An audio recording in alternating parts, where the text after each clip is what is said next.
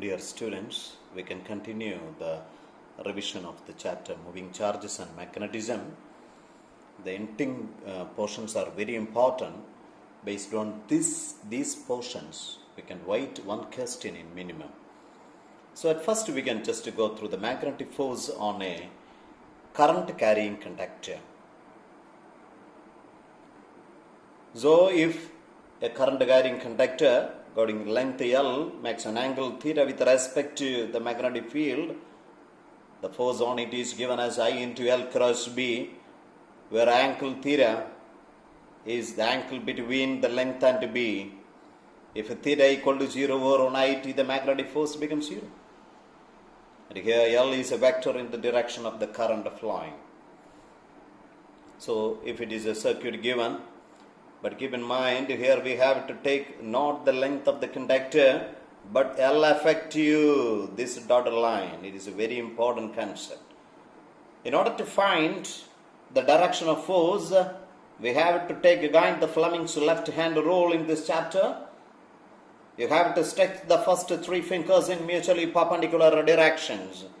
So here also, that forefinger for field, the center finger for current, C for current, F for field, and the thumb for the force. The two important concepts to keep in mind: what is the force between parallel current carrying wires. So keep in mind, the current flowing got the same direction, that two wires are under attraction with the force mu 0 by 4 pi into with the force per unit length equal to mu 0 by 4 pi into 2I1 I2 by R separation. But if the current direction are opposite, then keep in mind that they are repel each other with the same force,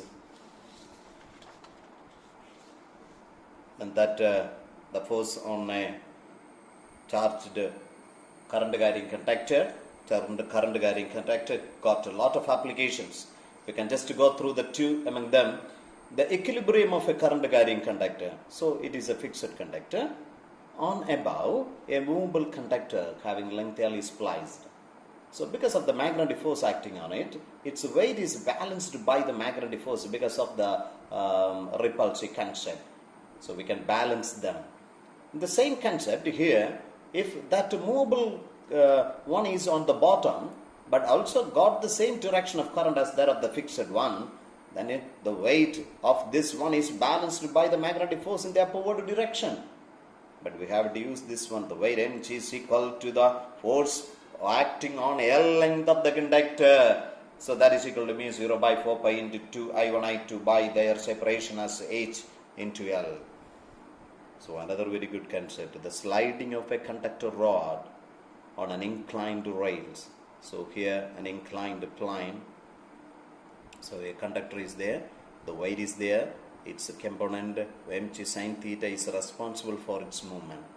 But because of the magnetic field here, because of the current there, it will give a magnetic force in this direction.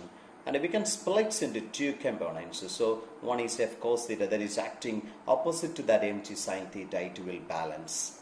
So we can say if both of them balance each other, then have the chance for a constant velocity. So we can say F cos theta equal to mg sin theta.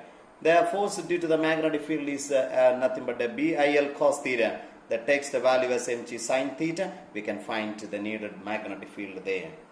An extra point here, the force between two moving charges. Here there is a situation, two charges Q1 and Q1 and Q2 are moving with the velocities V1 and V2.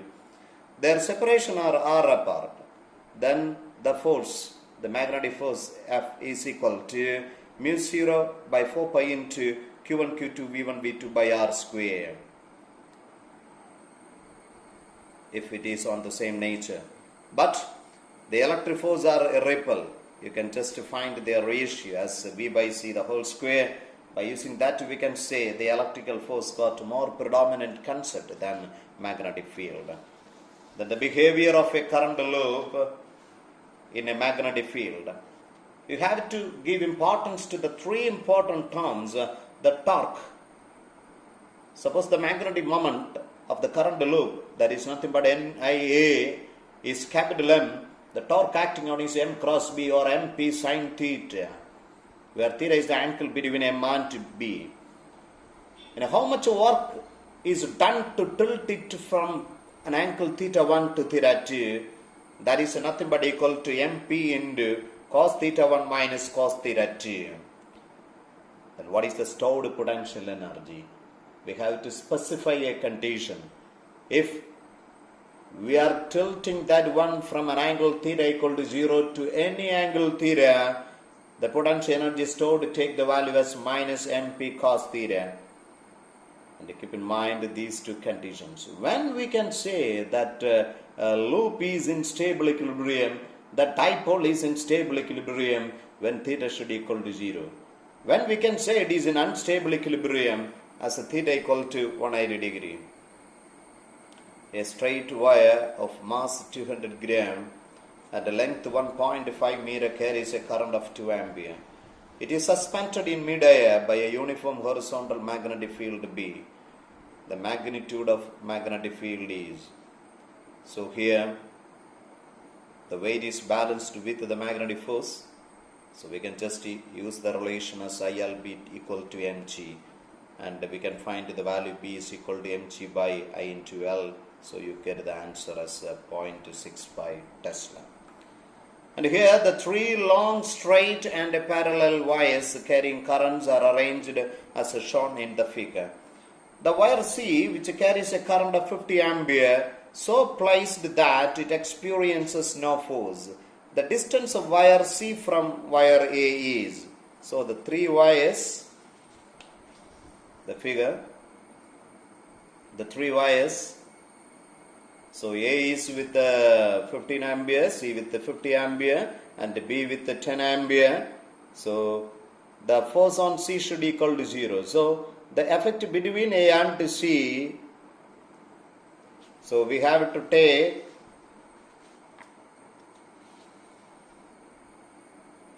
C got net force is equal to 0. So we can say the force between A, B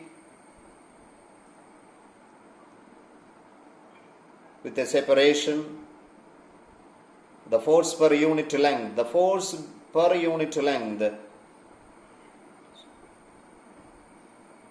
So here this one, the force on A between A and C, not AB, AC by L should equal to BC by L.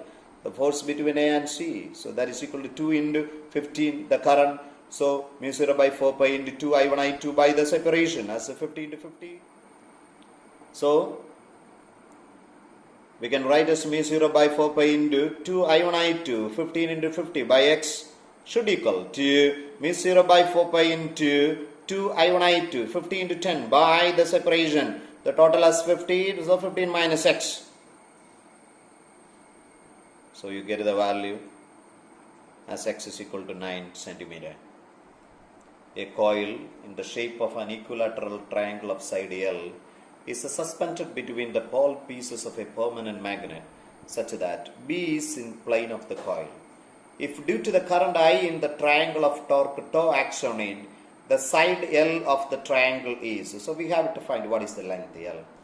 So simply you have to use the concept the torque tau is equal to MB sine theta, and here we can say that M as IA into B. So our aim is to find what is A. The area is what? For the triangle, the half into, the base as L into, the altitude H. We can easily find that value. You get the value root 3 by 4 L square. So from that you get the answer.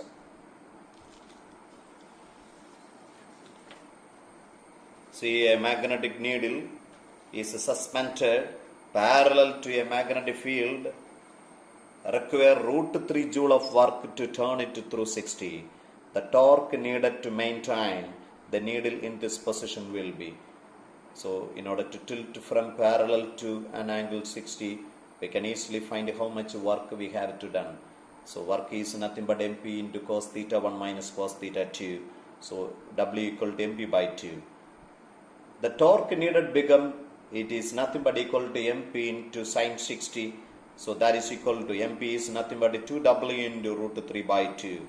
So it is given as work done as root 3. So root 3 into root 3, you get the answer as 3 joule.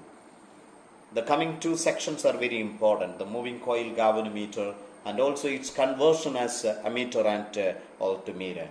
So here, and between, in order to construct a radial magnetic field, giving the maximum torque to the coil here, a horseshoe magnet is horseshoe magnet is used here. The principle behind the torque proportional to I, and I, the current flowing through it is proportional to the deflection theta there. And keep in mind that coil is in connection with a spring. That spring is the torsional constant of the spring is K. Then the torque can be write as K into theta. So the torque NIAB equal to K into theta. So then we can write as I proportional to theta, and that proportionality constant, that is called the galvanometer constant. That value is K division by NAB, and that is called the torsional constant.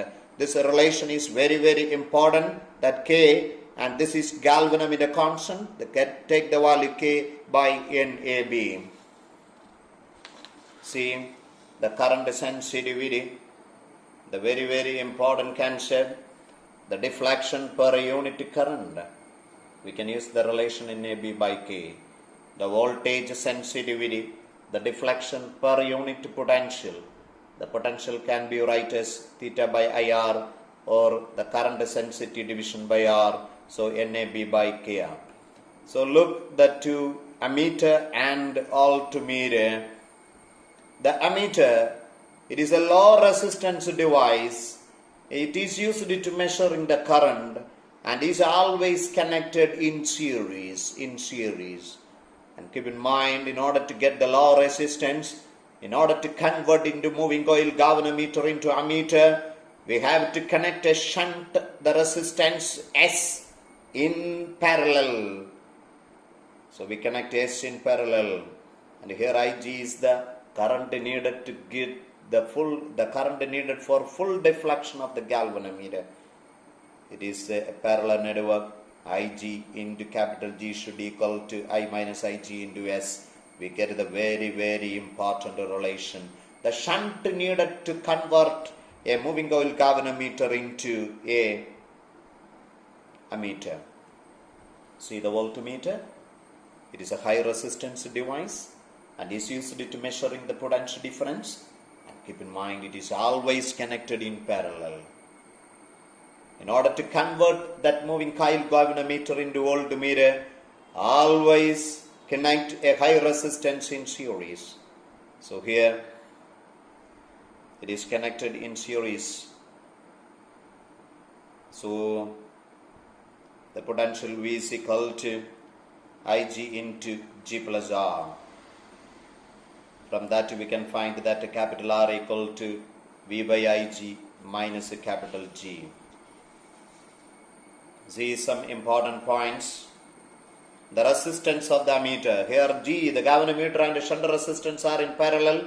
So the resistance of the ammeter is equal to Gs by G plus S.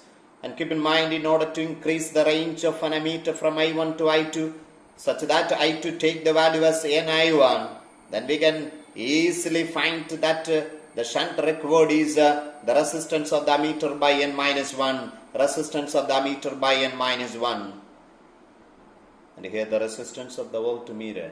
And here that galvanom MCG and the resistance are in series. Therefore, the resistance of the voltmeter is R plus G. Another good concept, in order to increase the range of voltmeter from V1 to V2, we can write as V2 equal to N1 and V1. Then the required resistance is N minus 1 into resistance of the voltmeter. The figure of merit. It is the current required to produce unit deflection. So there is a I by theta. We can write the relation K division by NPA. We can move with some questions. A rectangular coil of area 5 into 10 raised to minus 4 meter square and 60 turns is pivoted about one of its vertical sides. The coil is in a radial horizontal field of 90 cos Then what is the torsional constant of the higher springs connected to the coil?